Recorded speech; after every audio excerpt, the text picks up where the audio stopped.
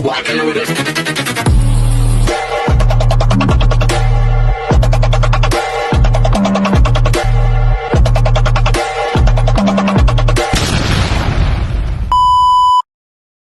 Hello beautiful people, kamusta kayong lahat? It's your Mama Sam dito sa Sam TV. So sana lahat kayo ay okay na okay at safe ngayong araw na to. Syempre kung ako naman ang tatanungin nyo, kita naman ninyo ang fresh ng beauty natin, di ba? Ganyan talaga pag maganda, charot. So pagod ako, kararating ko lang, grabe yung biniyahe ko. At nagmamadali ako kasi makulimlim na naman ang panahon at baka na naman bumaksak yung ulan ng bonggang-bongga na hindi pa ako nakakarating sa bahay. So anyway, so I'm a feel good today kasi konti lang yung turo ko, tapos alam mo yun, parang ang dami kong free time, charot, ang dami free time. And then ayun, plus ang aga ko pa nakarating, mostly nakakarating ako mga 5:30 or 6 p.m. Ngayon ay eksaktong 5 p.m. So, yan, 5:01. Ay, wala. Oo, 5:01. Diba? So, yun, ang saya lang. And then, bukas is Thursday. Tapos, ng Thursday, it's rest day ko na. O, diba?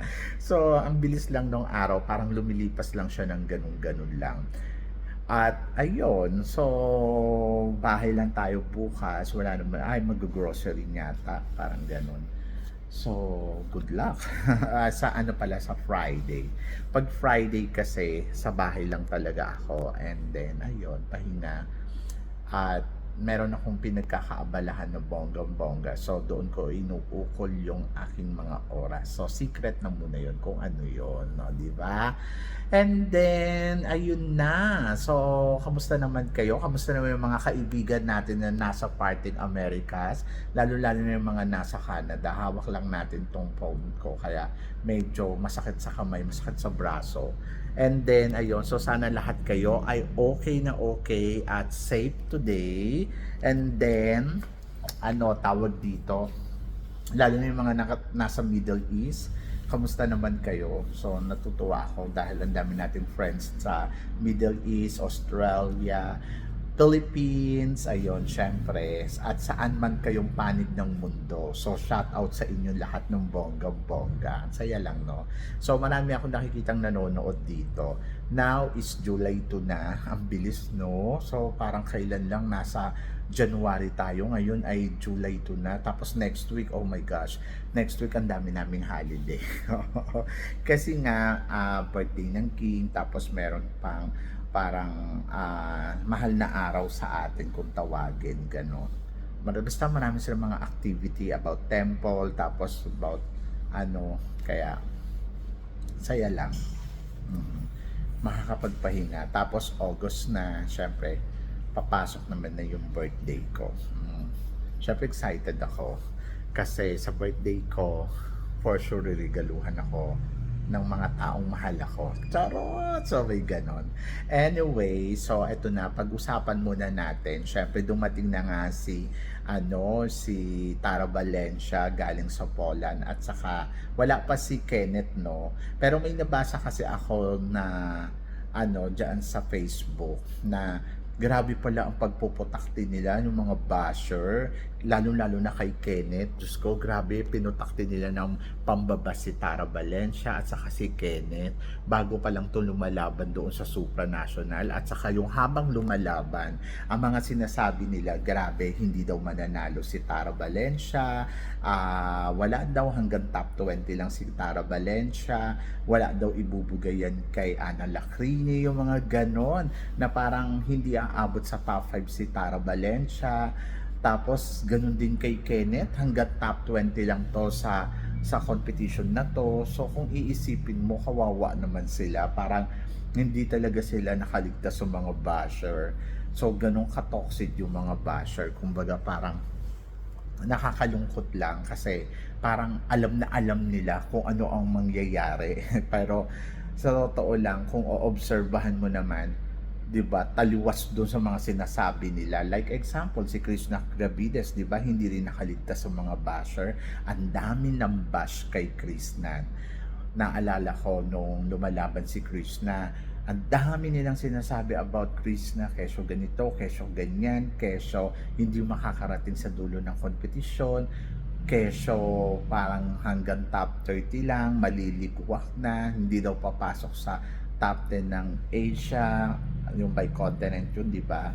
Ganun din, pero ano ba yung na-prove sa lahat ni Chris na hindi man siya nanalong Miss World pero siya ang nakakuha ng Miss World Asia at naging top 2 sa Asia continent, o di ba? So doon pa lang na-prove talaga ni sa mga basher niya na parang sorry kayo, hindi kayo makakarating sa mga sinasabi ninyo, hindi kayo magtatagumpay sa mga sinasabi ninyo. Ganun yung ni Chris pero tingnan nyo naman, nakarating naman hanggang sa dulo, di ba? Kaya kung iisipin mo, wala, yung mga basher hanggang pambabash lang ang alam, pero hindi na nga sila sumusuporta, grabe pa silang magsalita. But kung iisipin mo, lahat ng sinasabi nila is nonsense din naman, ganon. And then ganun din yung ginawa nila kay Tara Valencia at saka kay Kenneth Kabungkal, na talagang grabe din ang pagpuputak din nila. Pero yung nagtagumpay, katulad din ni Chris ng Gravides, yung nagtagumpay na si Chris na, oh my gosh, ang galing ni Chris na, Diyos ko, ang dami kong nabasa na gano'n. So, hindi talaga sila nakakalusot sa mga basher. Kasi yung mga basher kasi may mga manok-manok tong mga to na gusto nilang manalo. Tapos pag hindi nanalo, sila yung mambabash dun sa nanalo. And then, kawawa yung nanalo sa kanila. Tapos ang ending, mapuprove nung nanalo na ano ang maging posisyon niya. And then, ayun na nga sila. Diba? Ay nako, normal yan. Normal yan sa mga nangyayari at hindi na bago sa akin yan.